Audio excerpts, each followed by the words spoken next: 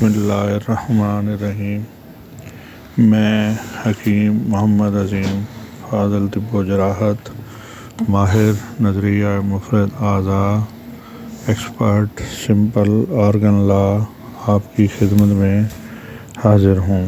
مرض کی تفصیلات میں جانے سے پہلے گزارش ہے آپ سے کہ آپ ہمارے چینل کو سبسکرائب کر لیں، لائک کے بٹن کو دبا دیں اور بیل کو بھی دبا دیں تاکہ ہمارا اور آپ کا ساتھ جڑا رہے۔ تو اب آتے ہیں مرض کی تفصیل کی طرف۔ تو جیسا کہ میں نے پہلے آپ سے گزارش کی ہے کہ یہ مرض نوجوان اور غیر شادی شدہ لڑکیوں میں عموماً پائی جاتی ہے اور یہ دوروں کی کیفیت میں ظاہر ہوتی ہے۔ اس بیماری کی علامات اور شدت کی وجہ سے نوجوان لڑکیوں کی جوانی کا سارا رنگ و روپ، حسن و جوانی اور سب کچھ غارت ہو کر رہ جاتا ہے اور بعض اوقات تو بہت زیادہ کیفیات پیدا ہوتی ہیں۔ اس مرض کی چند وجوہات جو ہیں وہ میں آپ کی خدمت میں حاضر کرتا ہوں کہ یہ جب بیماری ظاہر ہوتی ہے تو اس بیماری کی کیفیت دوروں کی شکل میں ہوتی ہے۔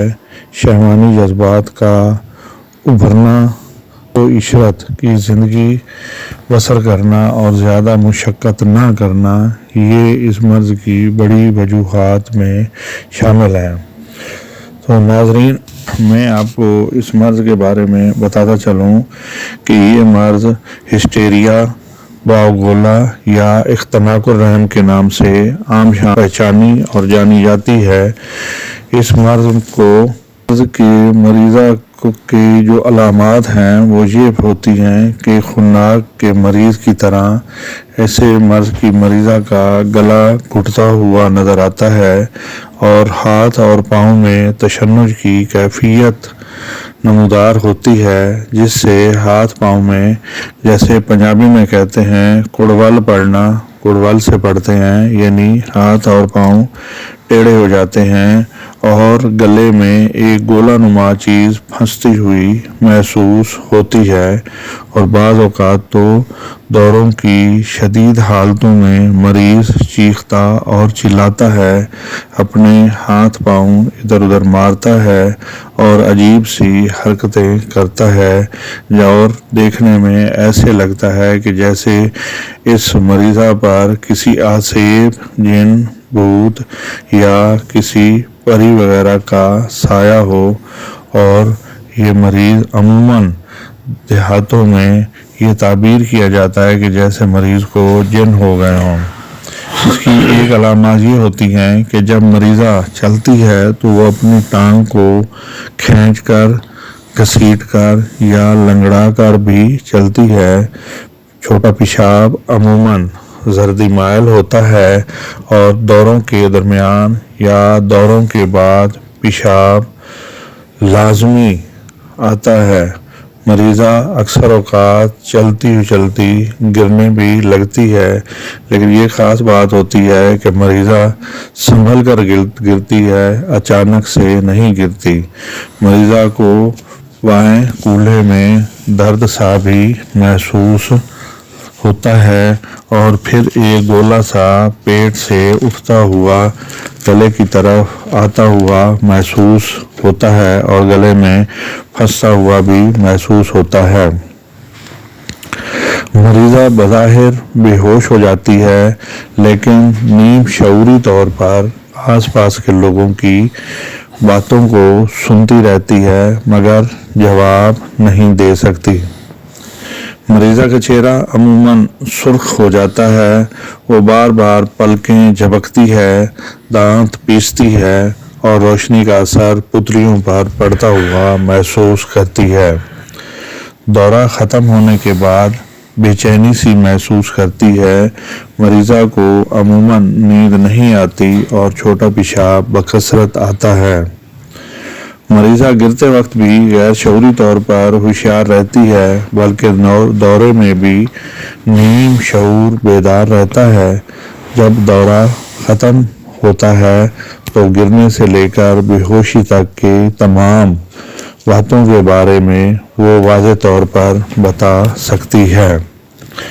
ناظرین، یہ تو تھیں چند اس مرض کی موٹی موٹی علامات۔ اب اس مرض ہسٹیریا واوولا یا اختناق الرحم کے بارے میں آپ کو اس کے علاج کے بارے میں بھی بتاتا چلوں۔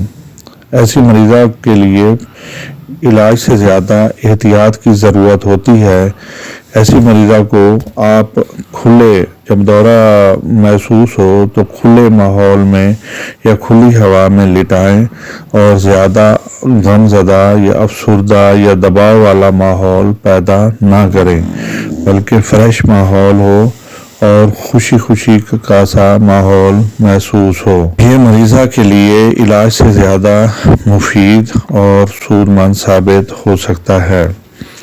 اس مرض کے لیے ایک نسخہ پیش خدمت ہے جو کہ ہمارا سال ہر سال سے آزمایا ہوا، تجربہ شدہ اور بار بار یہ استعمال کیا ہوا، بہت سارے مریضوں پر استعمال کیا ہوا ہے اور کبھی بھی یہ نسخہ خطا نہیں گیا۔ اس نسخے کے جو اجزاء ہیں وہ نوٹ کر لیجئے گا۔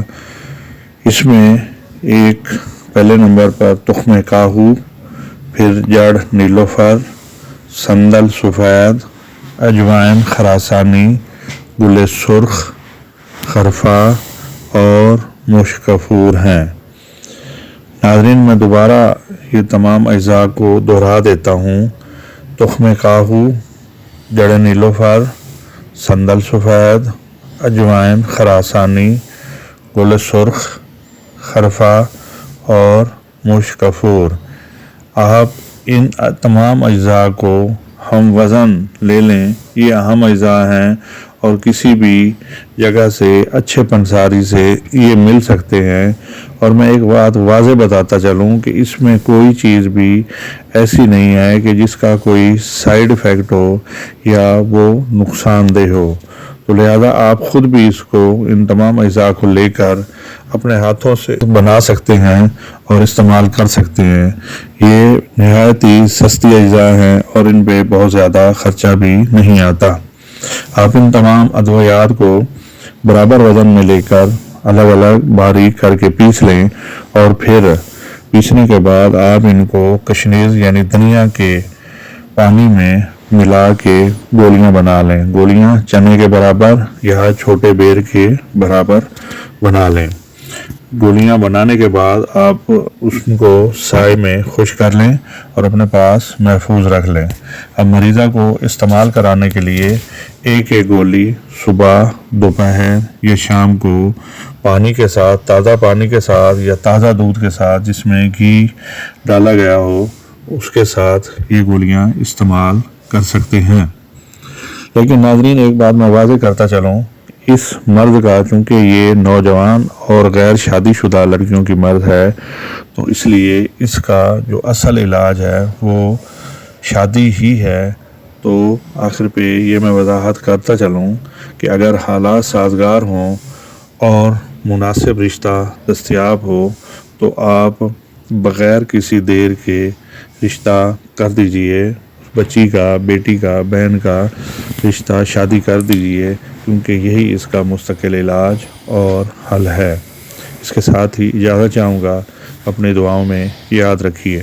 اللہ حافظ۔